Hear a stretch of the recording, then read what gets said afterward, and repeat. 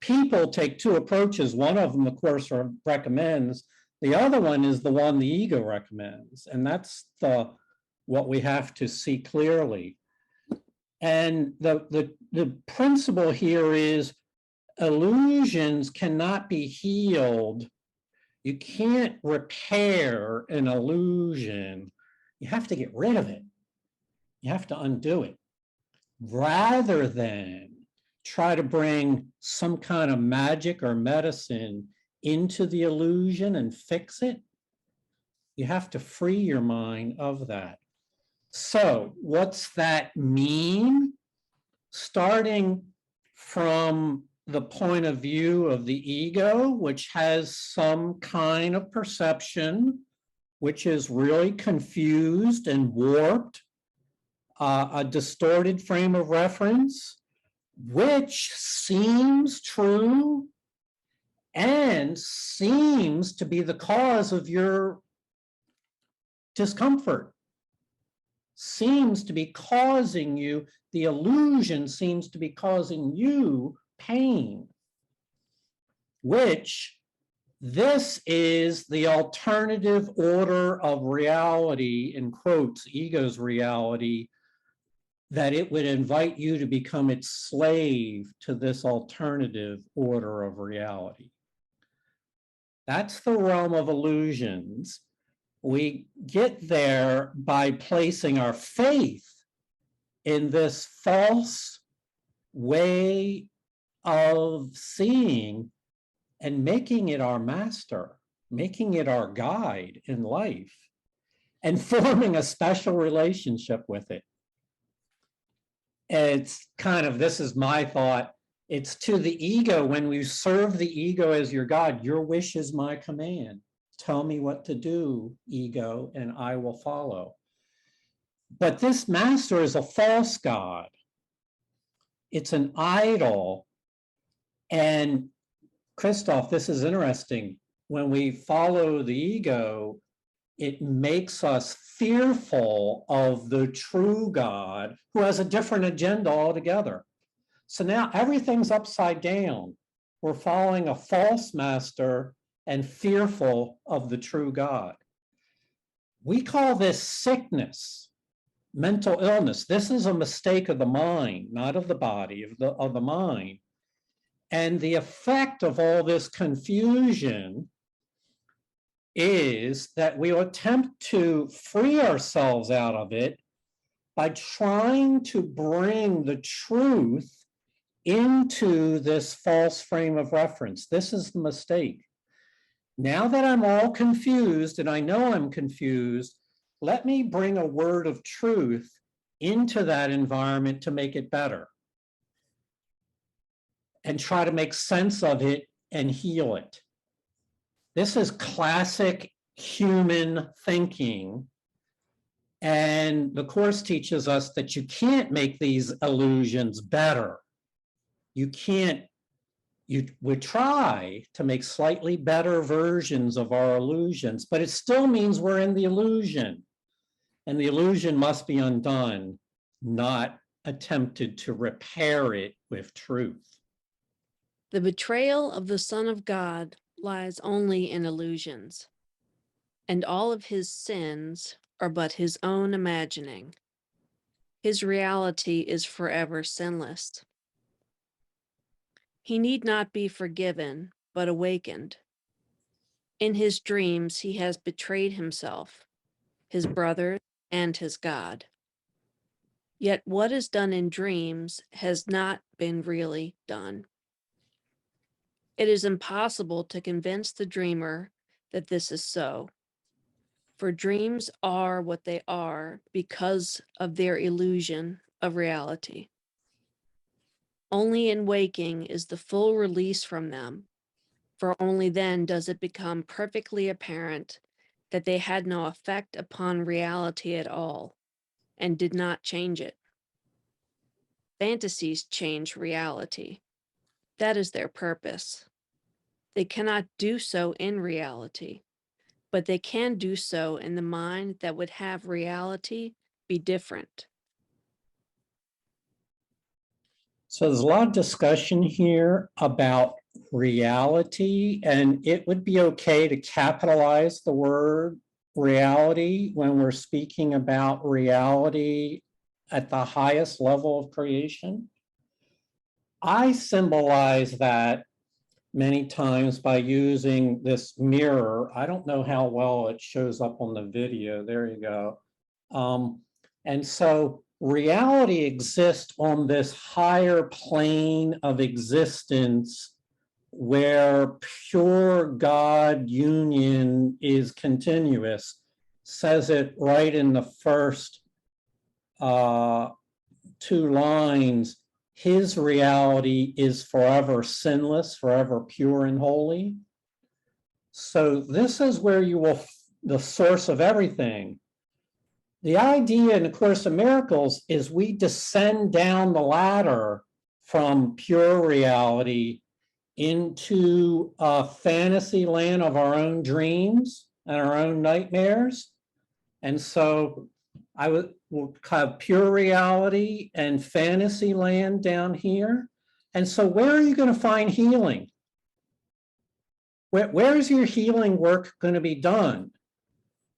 And the ego would have you do your healing in an environment which it controls and of which it has established the framework for.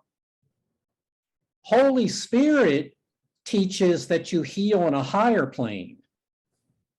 And that seems to me makes perfect sense. If you want healing, you've got to go to the source of healing, which is a higher plane, which we'll call reality. So there are illusions of reality and reality. And whenever you are troubled, confused, distraught, or fearful, you just ask yourself, well, where am I going to find relief and be safe from these illusions? And so that concept is not hard at all, but we have to translate that theory that your healing will be in the higher plane. We have to translate that into practice, because when you're distraught and fearful and perhaps even physically all worked up, you have to have a practice of where to go to become free. You can't figure it out in that moment.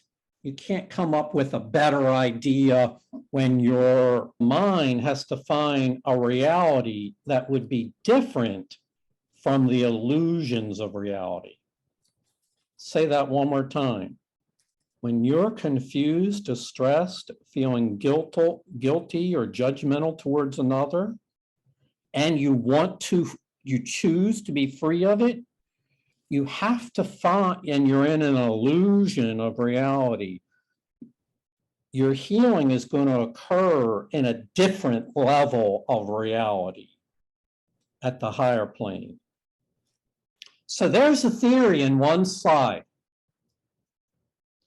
The practice is where the work becomes, and that's why we'll repeat the same thing 10 times today, so that maybe some combination of words clicks in your own internal environment and say, I get it. I think I've done that before.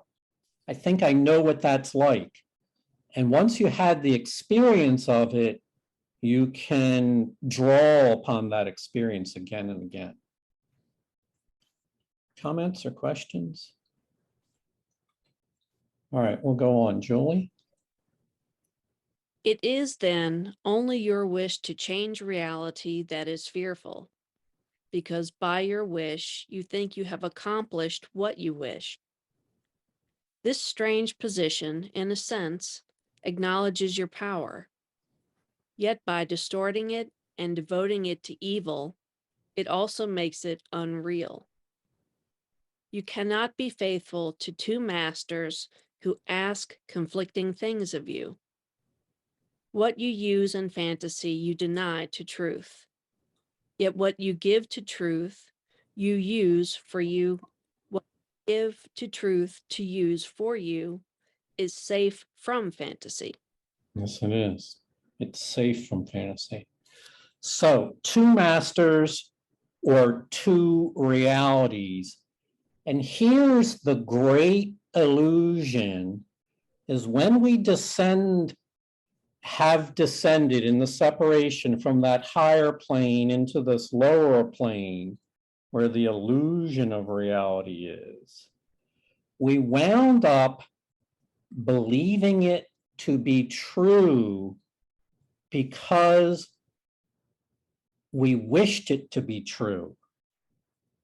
We said another way, we wound up in a world of chaos and believed that to be the true reality because we wanted it to be true.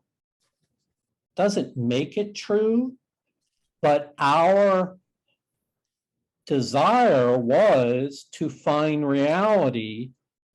And what we found and said was fear and judgment and guilt and pain and suffering and death.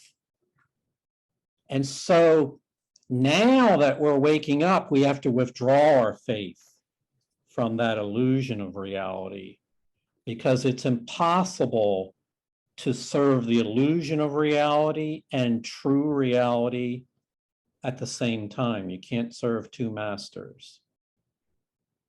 And so that creates this duality. It's a seeming duality. It would seem to the ego there's a duality, its level and the higher level. In truth, the lower level is a virtual world. It's an artificial construct defined by the ego.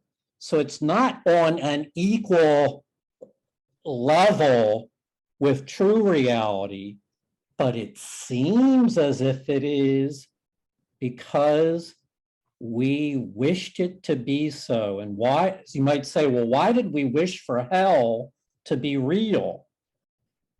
This strange position, in a sense, acknowledges the power of your mind to make your own illusion seem real. We didn't realize by doing so, we were going to run into a brick wall and find ourselves in a mess. Susie? I mean, this is beyond blowing me away. And, you know, I've often shared in this group that I had a situation happen to me when I was younger, and I've made so much progress with it. So much progress. But you said something in the opening where, and I could so relate to it, that the ego still has an idea how to keep you safe from it or something like that. And I've been praying to the Holy Spirit, you know, what is the last piece of this? What is the last? There's got to be a last piece of this, because I still have this thing where it's the ego thinks it's true and thinks it's happened. And, you know, how can I be safe with these thoughts still? And this is just mind-blowing to me, bringing fantasy to truth. And this seems to be, you know, I've been saying to the Holy Spirit, when are you going to reveal this? When are you going to reveal this? Well, here we are today. And, you know, and I really understand on such a deep level, a personal level, an experiential level, what this is all saying. And I'm grateful. I feel like crying because it's like, oh, this is what's been happening. You know, there's a little piece of me sometimes that says, just do this and you won't be fearful.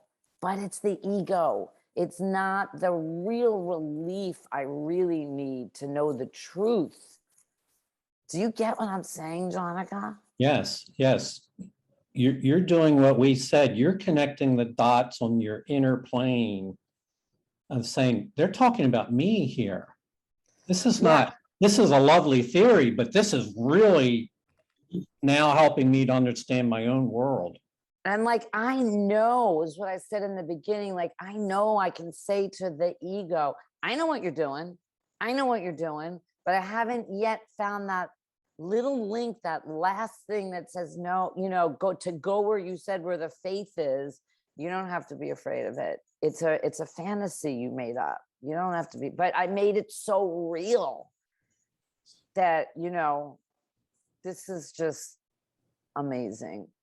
I just had to share. Thank you for sharing that. Julia? I'm reminded that if you spell evil backwards, it is live. This is his. So we got to reverse it, reverse direction here. Yes. That's a good catch, because a lot of everything that is true, the ego has an upside down interpretation version of it. It's all backwards, as you said, Julia. So we are now using several symbols. I talk them about as a higher plane and the lower plane, or the higher mind and the lower mind. It tells here is referring to as the two masters, your true master versus your false master. We can also think of it as true reality versus the illusion of reality. All those things are symbols for the same thing. Go one level deeper, and this is more subtle. It's right here in the last line. So let's say you're in a distraught state of mind, and you really want to turn to the whole Course in Miracles program for help, but you're distraught. You're in the grips of the illusion. What you use in fantasy, you deny the truth. So this is the subtle part. When you're down in the dumps and you try to assert something from the Course of Miracles, I need to forgive, I need to forgive, I need to forgive, even though I am so angry at that person. What you're really doing is bringing the truth into the illusion. And this lesson is about bringing the illusion into the truth. So there must be another way, another choice. So let's figure out what that is. Julie? When you maintain that there must be an order of difficulty in miracles, all you mean is that there are some things you would withhold from truth. You believe truth cannot deal with them only because you would keep them from truth. Very simply, your lack of faith in the power that heals all pain arises from your wish to retain some aspects of reality for fantasy. That's really powerful. Maybe you could read that again, Julie, just so that we really get it. The last line.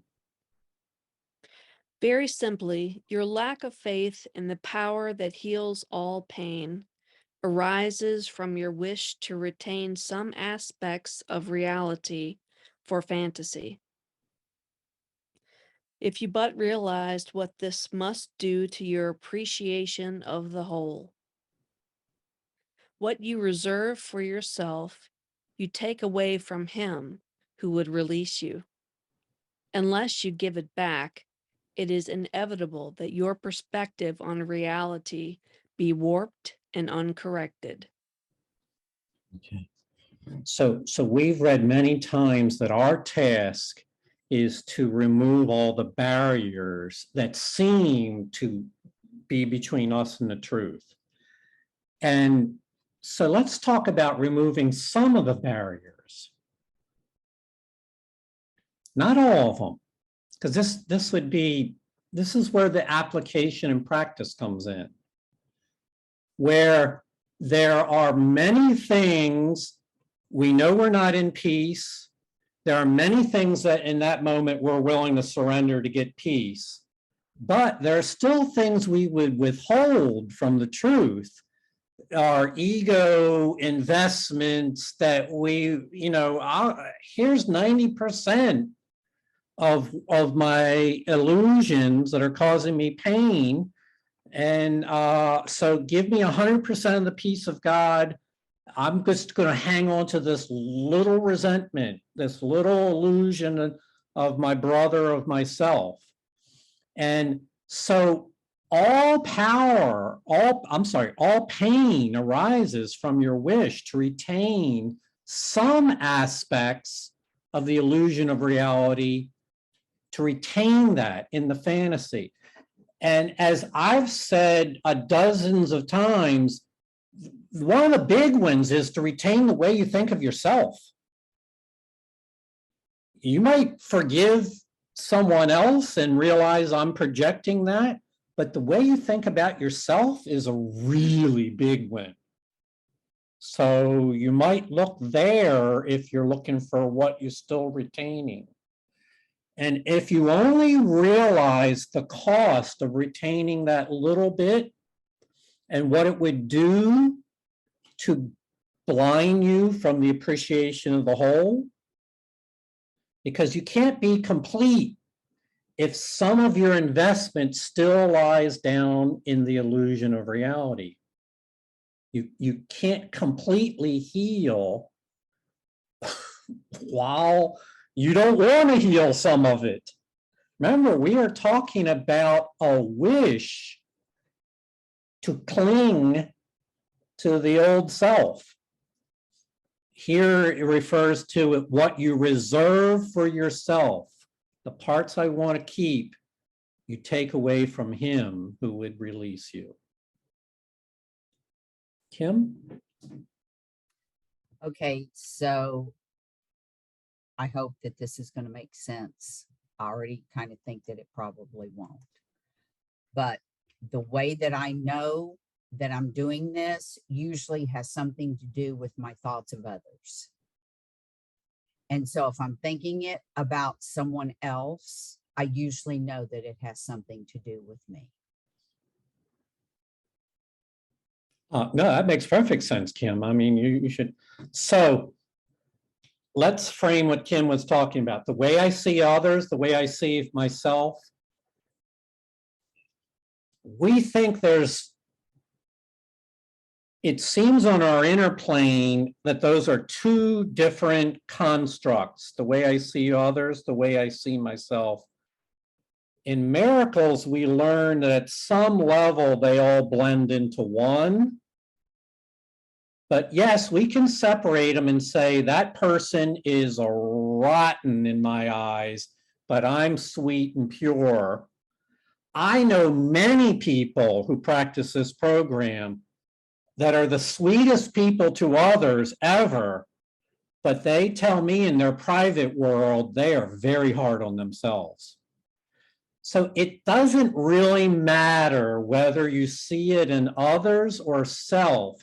Wherever the finger of judgment is pointed, it is circular and will have an effect on the thought system that you're using. It will reinforce a judgmental thought system. So for Kim, she might be very conscious of others. Many, that may be true for you, or you may be very conscious of how you judge yourself.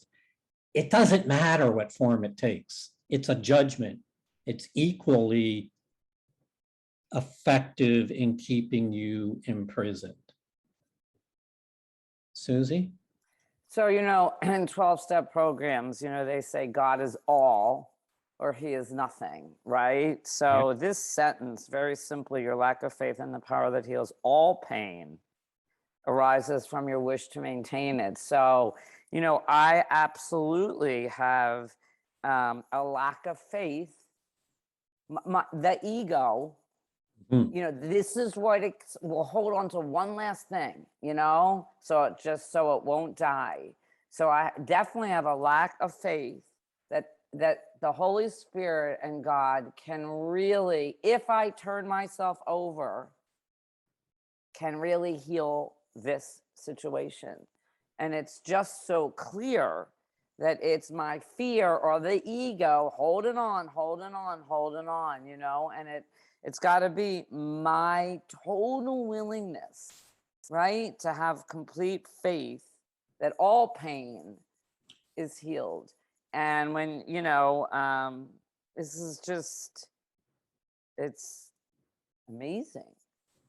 But it's also a testament to the strength of the ego that, you know, like you said, well, I'll give you 90%, you know, but I'm holding back 10.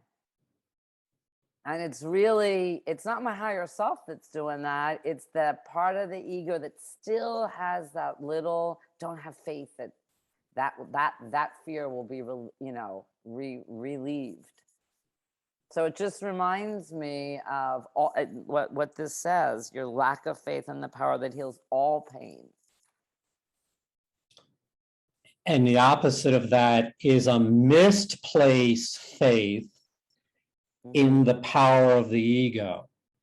This whole course is about where you place your faith in the power of the ego or the power that heals all things.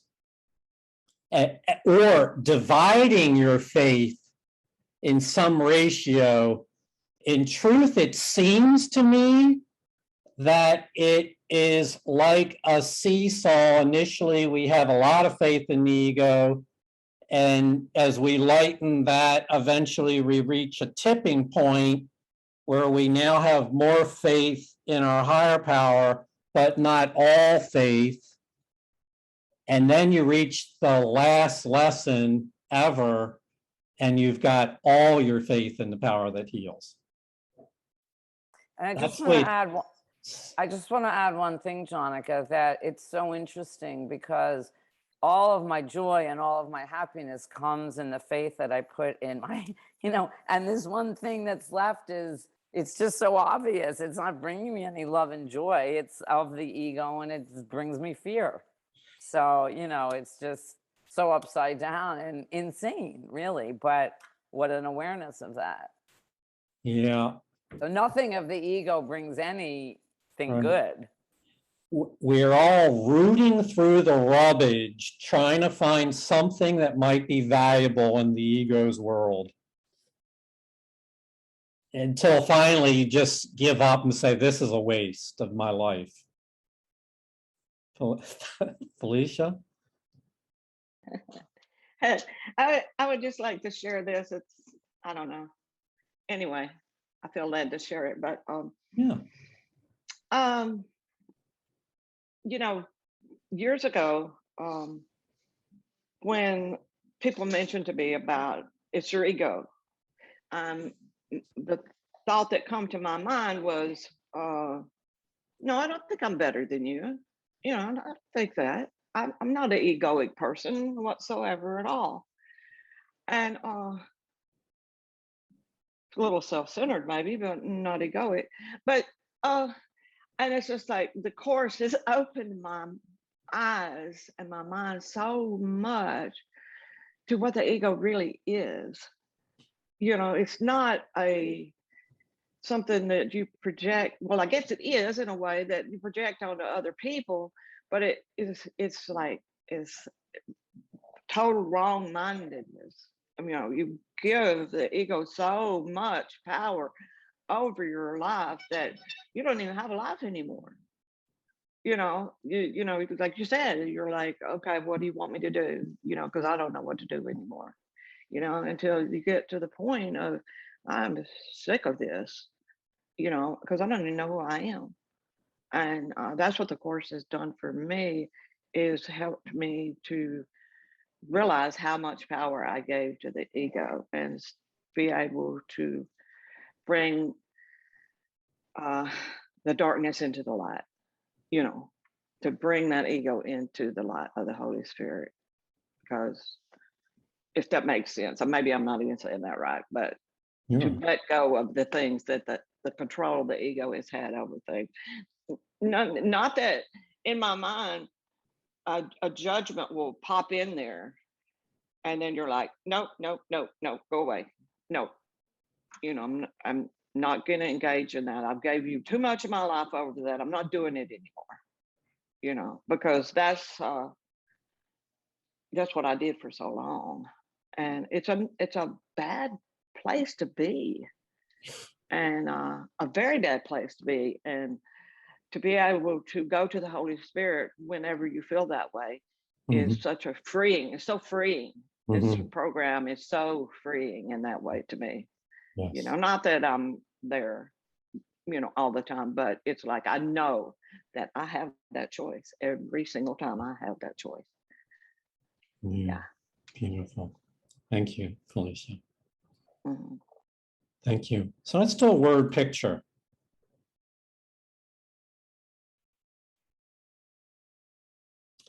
I realize I put some text next to it, so it's maybe not fair. What's wrong with this picture? This, I'll give you another minute to translate the image into what we're talking about today. So we would call this darkness and this light. This is the ego's strategy for you to bring the truth into the illusion. Let's bring a little spot of truth into a mind that is filled with illusion and try to be better. Try not for the pain to lessen by bringing the truth into the illusion. Remember, the Holy Spirit wants us to bring the illusion into the truth. So this is what I have done for decades of time, trying to remedy the conflict using my own best methods. Bring the truth into an illusion. All right, we'll go on. Julie? As long as you would have it so, so long will the illusion of an order of difficulty and miracles remain with you. For you have established this order in reality by giving some of it to one teacher and some to another. And so you learn to deal with part of the truth in one way and in another way the other part. To fragment truth is to destroy it by rendering it meaningless. Orders of reality is a perspective without understanding, a frame of reference for reality to which it cannot really be compared at all. Okay, so we're not talking about something different here. We're still talking about these two levels, but now we're going to call them different orders of reality. The ego would have you believe that it has its own separate order of reality, that you can live, you can call it hell or whatever, the world of pain and suffering, whatever you want. It invites you to believe that that reality is true, and therefore you can have your own separate existence there. What the Course teaches is the truth is there are not two orders of reality. Yes, there's a fantasy and there is the true reality, but they are not the same thing. They're very different. However, from the ego's perspective, this is the great illusion, that it has its own private alternative reality that would invite you to believe in its truth. It's a frame of reality for which, it's a frame of reference for which reality that really is a total misleading illusion. David? Okay, I'm trying to do some remedial work here. Yeah. About illusion and truth and darkness and light. Okay. So let's say the truth is light. Yeah. Dark illusion is darkness. Yeah. Okay, and it's so interesting that you put that, because I've been struggling with this during this talk, and you put that little slide up, and it made it ever that much more clear to me what I was thinking. So if I bring any darkness into the light, there is no more darkness. Darkness cannot exist in the light. But if I bring light into darkness, darkness can still exist outside that light. So that's why I was trying to think, now, why are they saying bring illusions into truth, or bring fantasy into truth, instead of saying, the other way around? And we're talking about that because the fantasy and the illusion can still exist when I bring the truth to it by getting around or existing outside of it, but it can never exist when I bring it into the truth. I mean, that may sound stupid and Oh, it's redundant, but all consistent. Yes, all consistent. So let's elaborate a little bit more. What do we mean by the darkness? Think of it as thousands and thousands of disturbing thoughts. I won't elaborate anymore. You get it. Thousands, and not only yours, but things that you've heard and other people know about. It's a frame of reference where disturbing thoughts dominate. And as David said, now we're going to bring a little fragment of truth. But I'm a child of God into that frame of reference. And so really we're keeping the frame of reference and just trying to put it, this is what we call magic, just try to bring a little moment of respite into it, and then we can let it be overwhelmed by the gigantic frame of reference. The Course says that that's been tried for centuries of time, and what we need is a healing method that makes the darkness go away, not retain the frame of reference. And so I have, actually I put another slide together just for you after our talk, David. It's consistent with this lesson, but it's based on a talk you and I had that hopefully will clarify it even further. Julia?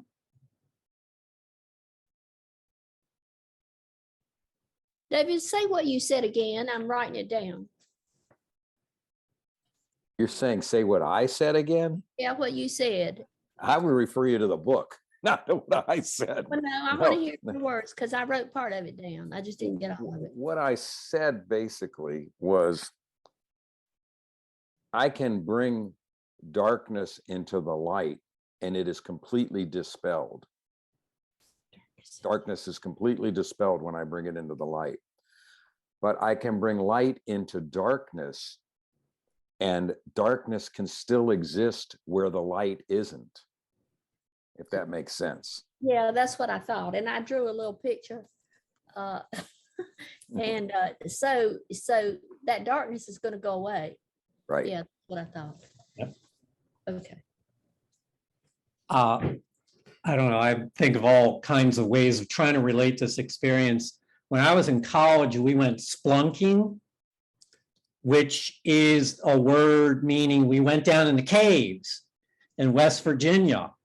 And a cave is dark, believe me, there's no light in a cave. And But you got your little flashlight or your helmet light and everything. So you got this little tiny light inside this vast realm of darkness. That's what we're talking about, is if you're, no matter what happens, you're still in a cave. You are still subject to the cave's rules there. You're not free until you come out into the light. And so all those metaphors in theory are good, but we're not effective here until you can connect the dots on your inner world and say, oh, this is how I do that. This is what I was doing before. I didn't realize it. And now I realize there's another way that I can choose. There's another basis for choosing. Julia? My ego has a question. How come? How come that light can't grow in the darkness?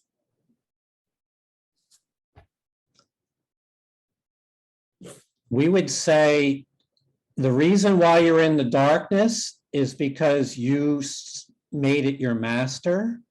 Oh, okay. You made it your God. Why can't the light grow if I want my master to be the darkness? Because you can't serve two masters. Okay, thank you. That my ego's happy with that. No, not really.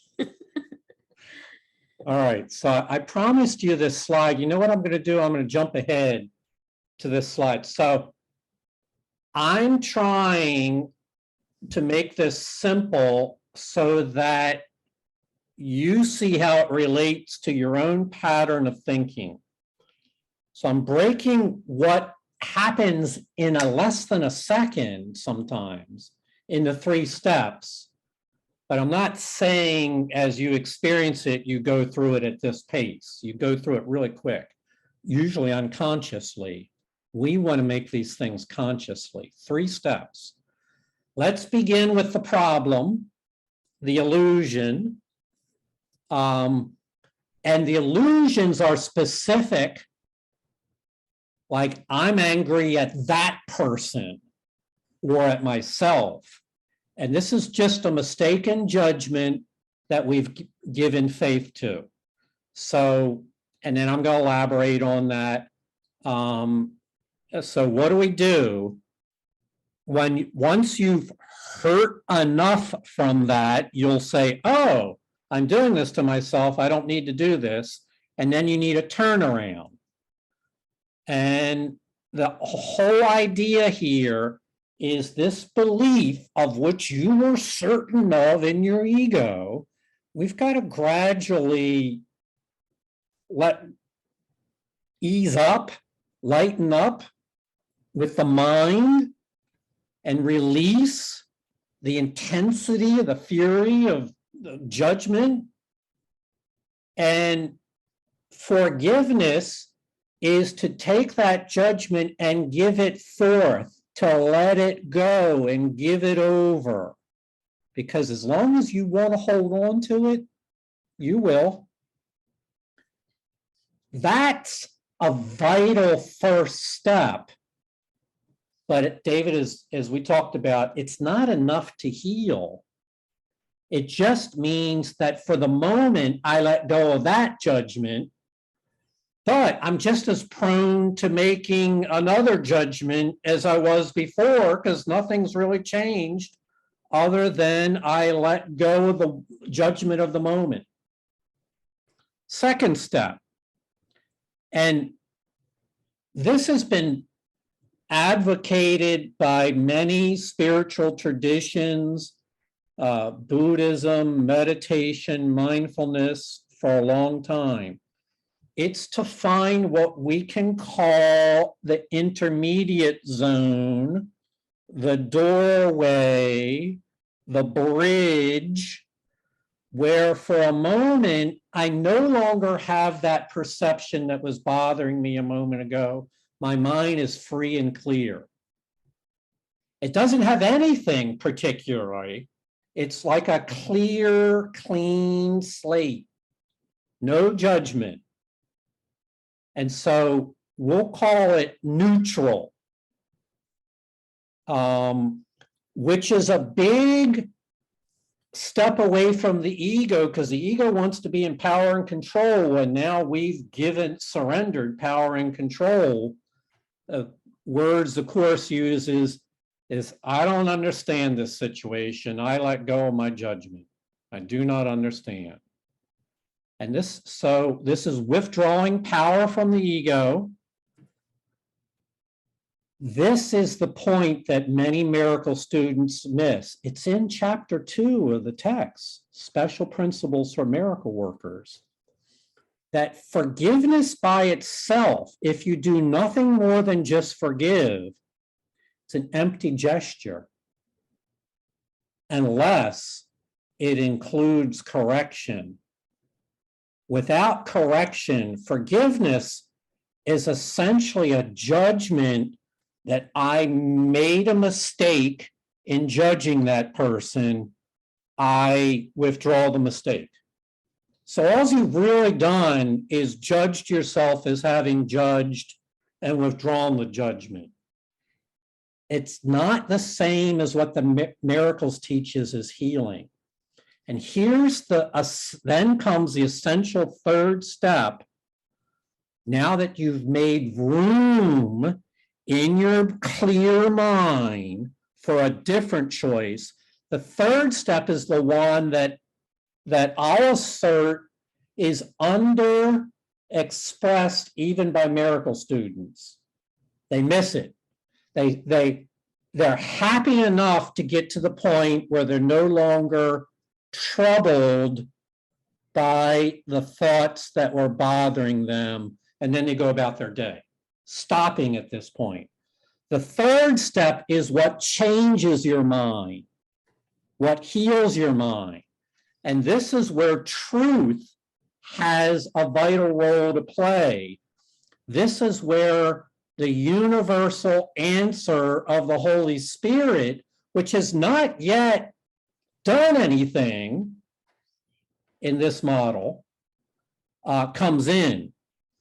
And so this is where we make a new choice. This is where Susie was referring to it, where I willingly and gladly accept another perception, which was not the one I made up for myself. It's not my private, personal perception. It's a gift that I'm receiving, and from the Holy Spirit, and that gift is transformative. Susie, this is what heals. You said the vital piece that was perhaps you're still looking for. This is the vital step, is to receive something from heaven. Anything less than that is helpful, but doesn't give you a new mind, doesn't give you a new perception, doesn't move you. David, this is what moves you into the light, is when you move into the mind of the Holy Spirit. That's when what formerly was a fantasy is now into a domain, a higher, it's true reality. It's in the higher domain. And as you said there, the illusion has no place at all. It's meaningless there. So that was an attempt to break down what is very quick process into an analytical model. But with the main point of being is, don't stop with a clear mind, as satisfying as that might be compared to internal conflict. Continue to go on to draw the gifts from heaven that are yours for the asking. We don't ask enough for the gifts of heaven. Julie, you had your hand up? Yeah, I don't know that this has a place here. Are you familiar with the idea that forgiveness, one way to look at forgiveness is to let go of the idea that anything in the past could have happened differently than it did? Mhm. Yeah, I've heard that before. How it might relate for me here is the idea that that would mean bringing the darkness to the light in the sense that there isn't anything to forgive because there was no mistake. Mhm. You know, regardless of how I feel or felt about something in the past, it could not have happened any differently than it did. Mhm. Yeah, it's kind of a way of being okay with the past. I accept it. I may not like it. I accept that's the way it was. It couldn't have been different. So that's a big de-escalation from I'm really upset and angry about it. You know, it's a huge progress. And if that helps you get to the doorway, then that's great. Where we have a clear mind. But the thing that you talked about is where there's nothing to forgive. In the mind of the Holy Spirit, that event, that story about the past, there's nothing there of any importance at all regarding the past. And that's when our, what seems to be our own consciousness joins with the mind that realizes there's nothing to forgive. And so basically you inherit the viewpoint of the Holy Spirit. There's nothing to forgive. I'm not even invested in the story. I just let it go, move on. So and when I recommend that you try these things, this formula with little grievances so that you just kind of familiarize yourself with the mechanics.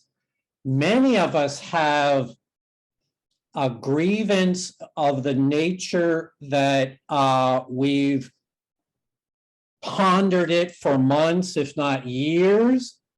Those things tend to be etched more deeply into our conscious identity. They and thus take more time to dissolve our attachment to. So while to the Holy Spirit, they're all the same, but the part of us that wants to hold on to that illusion of reality, they seem to be more powerful. Not saying they are in truth, but if you etch your mind into a set of beliefs for years and years, that means you've got a big investment in it. Let's see, Julia? That last point that you are born anew into the present, into the holy innocence, that could also be holy instant. Oh yeah, Maybe that's the source of all of that. Yes. okay. Well, once you're in that field, Julia, you have joined with heaven's gifts, and they're all there. It's a infinite abundance. It's all there. Susie? Yeah, so we'll call it step 3 for now, since that's how you have it. It's a knowing, it's a certainty, right? And for me, it's like it doesn't even exist anymore. Like you said, it doesn't even exist for me anymore. It's gone. I accept the gift from God. So all those fear thoughts or all those judgments that I used, they're gone. If I don't stop at step 2. They don't exist anymore. That's how I can say that for me. Oh, what I used to do doesn't even happen to me anymore. Mm-hmm. Yep. So I take a little bit of a risk here But just say in my own experience, this takes about a minute. Let's say it's Julie, unlike something that I've held on for years, let's say it just happened. Somebody caught me off in traffic or said something I didn't like, and I'm starting to get worked up about it. And I realize right away, okay, let's do something. Might take me a portion of a minute to get myself positioned where I can be quiet for a second and calm down, de-escalate. And then almost imperceivably, I notice that my mind's starting to clear. It's like thoughts that I was entertaining a moment ago, grievances, are just seem to vaporize. And then my mind is clear, and invite the Holy Spirit in. And then that becomes transcendental experience. I can tell you for a fact, I have this experience.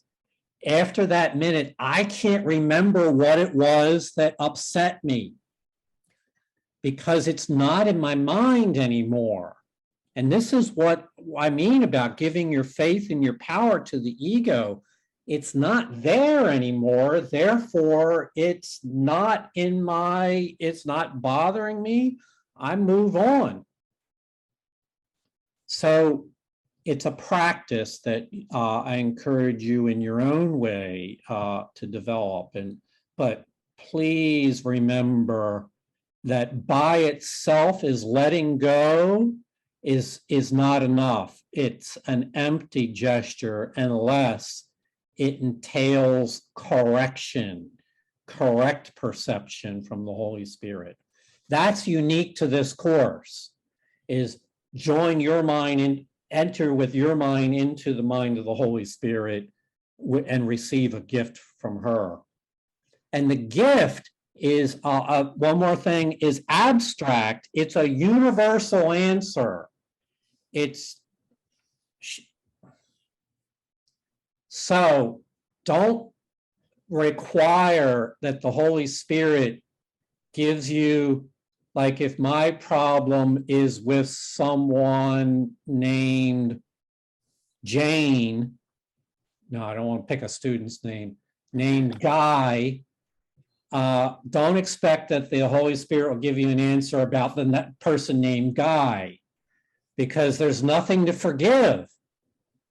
So the Holy Spirit's not giving you an answer to forgive the guy. She's giving you the answer about everything. She's giving you the complete answer. So Jonica, can I just ask a question?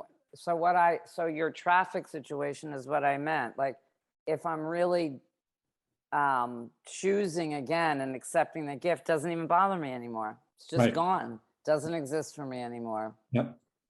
I'm really healed. It's an invitation to laugh. Right. That could have bothered me. It's not going to today. I hope you make it home okay. Julia, you had your hand up? Freedom. That's what it is. And that's where it's a choice, right? I can either grind away longer, and I'm really convinced that this is detrimental to my health, to sit there and do all that versus laughing. Anyway, I'm getting off topic here. Let me go back to our reading here. If I can get this, I may have to, Oh, I want to take my hand down. go ahead.